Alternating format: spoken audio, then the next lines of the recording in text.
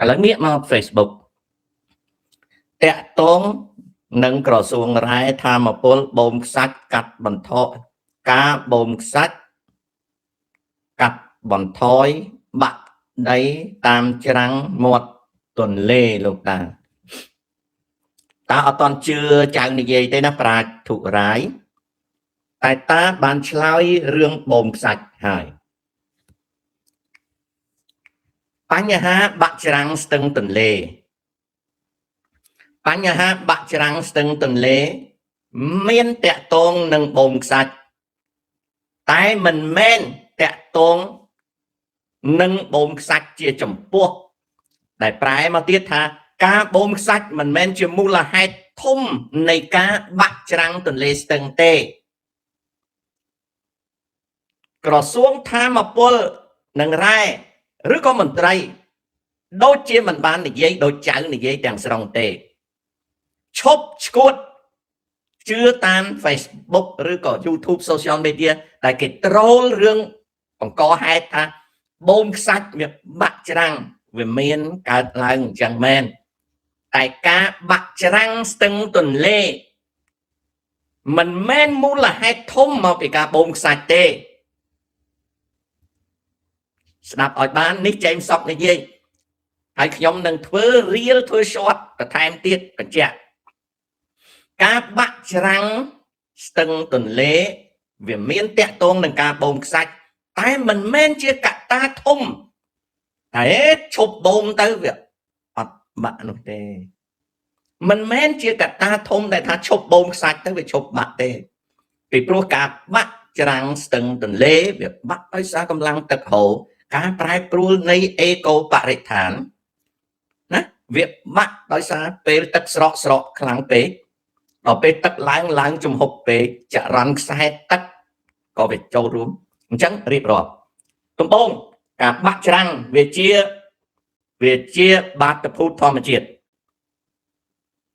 វាមិនមែនតែបាក់ច្រាំងសម័យឥឡូវទេទន្លេស្ទឹងព្រែកជីកបាក់ច្រាំងរាប់ពាន់ឆ្នាំហើយវាជាបាតុភូតធម្មជាតិនឹងមួយទៀតវាតាក់ទងនឹងបរិស្ថាននៅពេលរីងទឹករីងហើយនឹងពេលទឹកឡើងពេញទឹករីងក៏វាបាក់ច្រាំងប៉ុន្តែយើងមើលអត់ឃើញវាបាក់ទេតែវាបាក់ដល់ពេលទឹកឡើងក៏វាបាក់ចរន្តទឹកហូរលឿនពេកក៏វាបណ្ដាលឲ្យបាក់ណាអូខេណាវាបាក់ដូច្នេះហើយការចោទប្រកាន់ថាបូមខ្សាច់វាបណ្ដាលឲ្យបាក់ច្រាំងវាអាចត្រូវ 5% អីចឹងតែវាមិនមែនឈប់បូមខ្សាច់ហើយច្រាំងលែងបាក់ទេមិនមែនទេអញ្ចឹងព័ត៌មានដែលគេត្រូលតាមប្រព័ន្ធបណ្ដាញសង្គមហ្នឹងវាអត់ពិតអញ្ចឹងទេអត់ពិតទេណាការបូមខ្សាច់បើនិយាយពីអំពើពុករលួយអាហ្នឹងយើងដឹងទាំងអស់គ្នាណាយើងដឹងទាំងអស់គ្នាអូខេយើងដឹងទាំងអស់គ្នាតែបើនិយាយថាតើត្រូវបូមទេចម្លើយថា yes រាជការផែនដីត្រូវគ្រប់គ្រងអាជីវកម្មបូមខ្សាច់ដើម្បីយកឈ្នួលមានន័យថាសមត្ថកិច្ចរាជការណាដែលគ្រប់គ្រងលើរឿងផ្លូវទឹកហ្នឹងណាត្រូវគ្រប់គ្រងដាក់ច្បាប់ដាក់វិន័យឲ្យបានត្រឹមត្រូវហើយប្រមូលពន្ធដារនិងប្រមូលថ្លៃដែលគេដេញយកទៅបូមខ្សាច់ហ្នឹងឲ្យបានលុយចូលឃ្លាំងរដ្ឋកាត់បន្ថយនិងគ្រប់គ្រងអំពើពុករលួយហើយតាមដានមើលអំពីហានិភ័យនៃអាជីវកម្មបូមខ្សាច់អានោះខ្ញុំគាំទ្រតែបើជឿតាមការឃោសនាថាបូមខ្សាច់បាក់ច្រាំងអត់គិតអញ្ចឹងទេណាអូខេ bro scalum nịch xe tha cả xuông nè nịch gì ta cô nè mơ cả xuông xanh mình bạch đây còn đập lư sâu kênh dây khla khla nè không miền hai thò tê cứ nịch dây trồ tới tam tha à lấy ta xua chào anh vinh bro com bà chụp bông sạch chụp bạc răng đấy mơ miền là na slide mà à lấy chào chui slide ta nó trái miền tùm nô từ lư thả bông sạch bạc răng à lấy bà chụp bông sạch việc chụp bạc răng đấy yes or no xong chụp lại bà chụp miền cả bông sạch việc chụp bạc răng đấy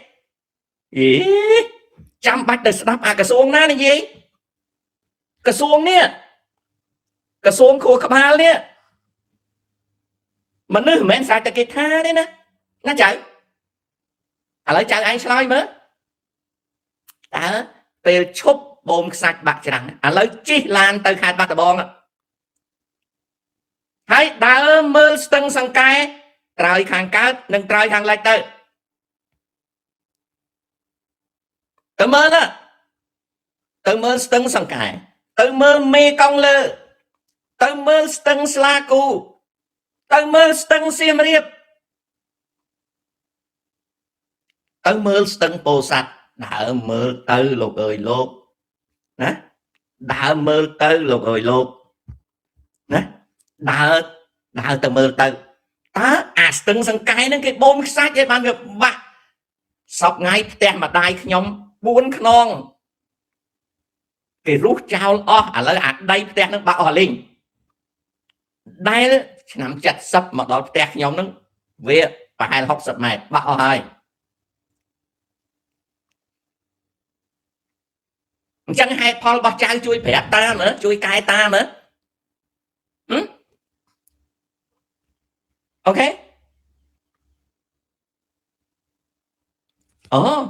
chàng ấy tìm tía oi cả xuống pra khu hay cho chàng anh bên pra khu đấy khu phải từng óc nè ngọt anh ơi chàng anh mơ ta nè ta sọc ngayประเทศnày tôi đây ta cho một ấy con cho một Donald Trump sân kriêm nơi Iran chàng anh mơ sân kriêm nơi Iran ta kết giảm mình ta kết thá nយោ បាយ លោក ត្រាំ គាត់ កំពុង ផុង ខ្លួន ការ ធ្វើ សង្គ្រាម វា ខុស អូខេ ហើយ ចុះ ចៅ ឯង មាន ខួរ គិត ទេ ចៅ ឯង ចង់ ចាប់ សម្ដី អា ក្រសួង នឹង និយាយ ហើយ យក មក ឲ្យ តា ហ្នឹង គិត មិន គិត ជា អា ក្រសួង ហ្នឹង អា ហ្នឹង មនុស្ស ចេះ ប្រើ ក្បាល ថាមាត់ឡើងមែនហើយតាគួរណាស់តែប្រើខួរហើយចុះអាក្រសួងហ្នឹងវានិយាយនឹងខុសអីវានិយាយនឹងអាចមិនត្រូវ 100% ប៉ុន្តែវាមិនខុសទេហើយបើចង់ឲ្យវាប្រើខួរហើយចៅឯងមិនកុំចេះប្រើខួរសត្វតែគេក្រសួងគេត្រូវប្រើខួរត្រឹមត្រូវហើយប៉ុន្តែខ្លួនឯងចេះប្រើខួរទេតើខ្លួនឯងឆ្លើយបានទេបើឈប់បូមខ្សាច់តាមដងទន្លេវាឈប់បាក់ច្រាំងទេវាឈប់បាក់ច្រាំងទេបើតវ៉ារឿងបងខ្សាច់ពុកអលួយណាបើតវ៉ារឿងបងខ្សាច់ពុកអលួយអាហ្នឹងតាគាំទ្រ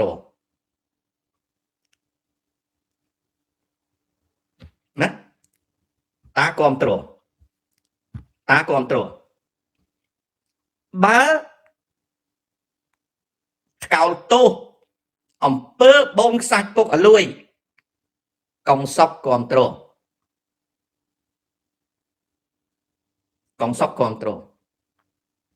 អញ្ចឹងយើងគិតទាំងអស់គ្នាណែប្រាប់ឲ្យហើយណាចៅតាមិនមែនគាំទ្រការបងខ្សាច់ពុកអលួយទេតាទើបតែនឹងនិយាយហើយថារាជការត្រូវគ្រប់គ្រងយកពន្ធយកថ្លៃឈ្នួលឲ្យបានណាយកពន្ធយកថ្លៃឈ្នួលឲ្យបានអូខេ យកពន្ធយកថ្លៃឈ្នួលឲ្យបានដើម្បីណាណារិននិយាយថាឈប់បូមមានបាក់តែវាបាក់តិចតួចណាស់ឥឡូវធ្វើ survey នៅស្ទឹងសង្កែខេត្តបាត់ដំបងទៅអត់មានបូមទេតើវាបាក់ប្រមាណមានធ្វើ survey ទេមានធ្វើ survey ទេអាហ្នឹងមួយណាកូនណានឹងរឿងតាច់តួចមកតាច់តួចឥឡូវត្រឡប់មកទៀតណាត្រឡប់មករឿងមួយទៀតតាប្រឆាំងនឹងរឿងបងសាច់ពុកអលួយហើយចូលដល់រឿងមួយទៀតតើបងសាច់មានប្រយោជន៍ឬទេតាឆ្លើយបងសាច់មានប្រយោជន៍ទន្លេមេគង្គណាទន្លេមេគង្គណាទន្លេមេគង្គ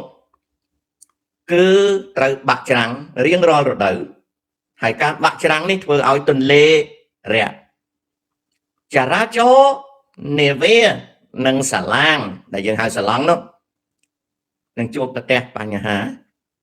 ដែលពីពេលមួយទៅកាន់ពេលមួយតាំងពីសម័យមុនសង្គ្រាមគេត្រូវ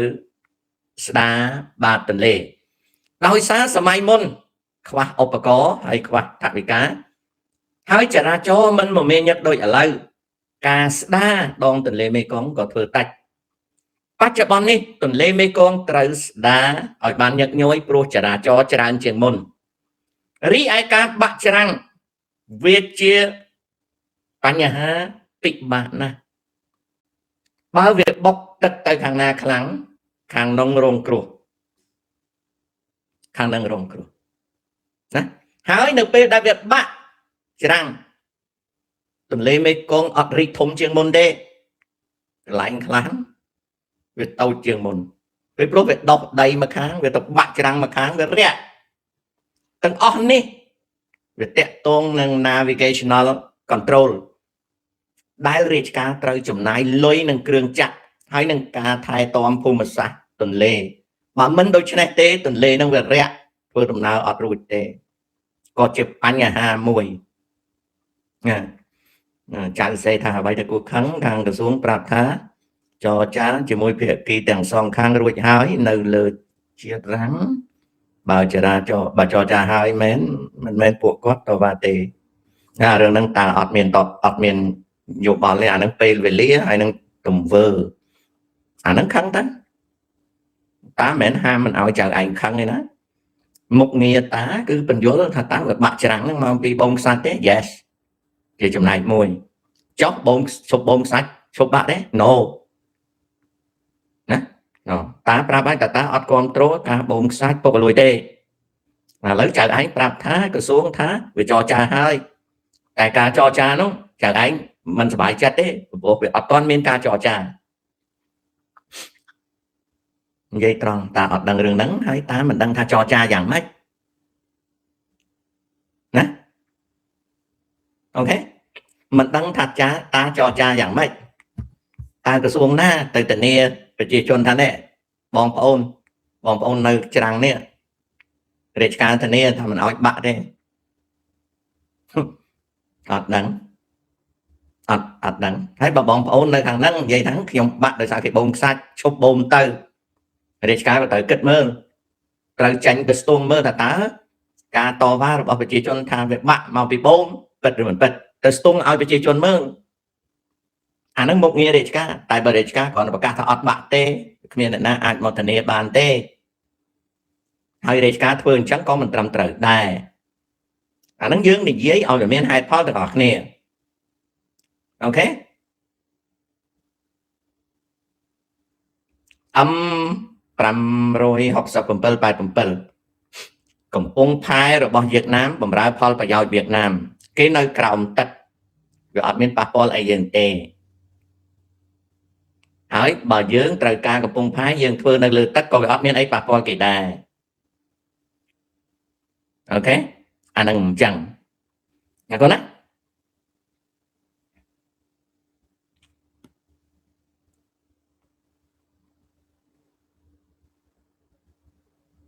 ការ កាលណាបូមនៅកណ្ដាលទន្លេ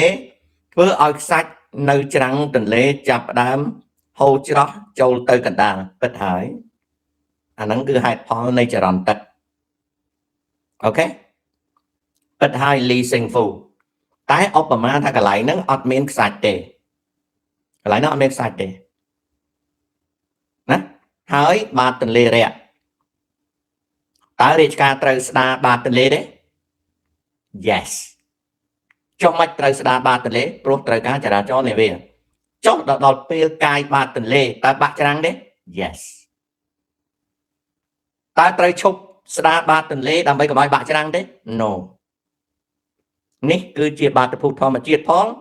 រួមទាំងទង្វើរបស់មនុស្សផងណាលីសិងហ្វូអាហ្នឹងអញ្ចឹង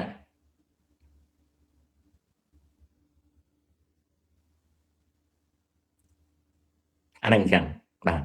អញ្ចឹងខ្ញុំវិលត្រឡប់មកជួបប្រិមិត្ត3ទៅ5នាទីទៀត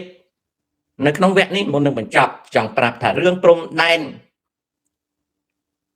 វាសំខាន់ជាងរឿងបាក់ដីគឺជាការប្រែប្រួលនៃធម្មជាតិបូកនឹងសកម្មភាពរបស់មនុស្សដោយបន្លាស់អាកាសធាតុចឹងម្សិលមិញខ្ញុំដាច់ភ្លើងយប់មិញព្យុះទៀតនៅខាងក្រោយខ្ញុំណាកញ្ចក់ខ្ញុំឡើងកខ្វក់ដោយសារតែភ្លៀងយប់មិញជាព្យុះដល់អញ្ចឹងវារុញធូលីដែលជាប់លើមេឈើហ្នឹងមកប៉ះកញ្ចក់ខ្ញុំឃើញក៏ខ្វក់អស់ទេហើយក៏មិនអាចលាងវាទេពីព្រោះមួយអាទិត្យនេះគឺភ្លៀងព្យុះជាប់ចាំឲ្យវាស្ងួតទៅចាំបាញ់ដាក់ម៉ាស៊ីនបាញ់ទឹកលាងបងប្អូនឃើញស្នាមប្រពេលហ្នឹងសិតតែដីណាសិតតែដីអញ្ចឹងបញ្ហានេះយើងលើកមកទៅចែកគ្នាខ្ញុំនិយាយនេះមិនមែនទៅការពារអាក្រសួងនោះទេក្រសួងហ្នឹងដឹងហើយតែក្រសួងហ្នឹងវាមានបញ្ហាតែបើយើងជះទៅលើក្រសួងទាំងអស់ហើយយើងមិនយល់ពីបញ្ហារបស់យើងមានន័យថាយើងអត់មានខួរក្បាលគិតទេណាអាហ្នឹងអញ្ចឹងជួបគ្នា3ទៅ5នាទីទៀតជម្រាបលា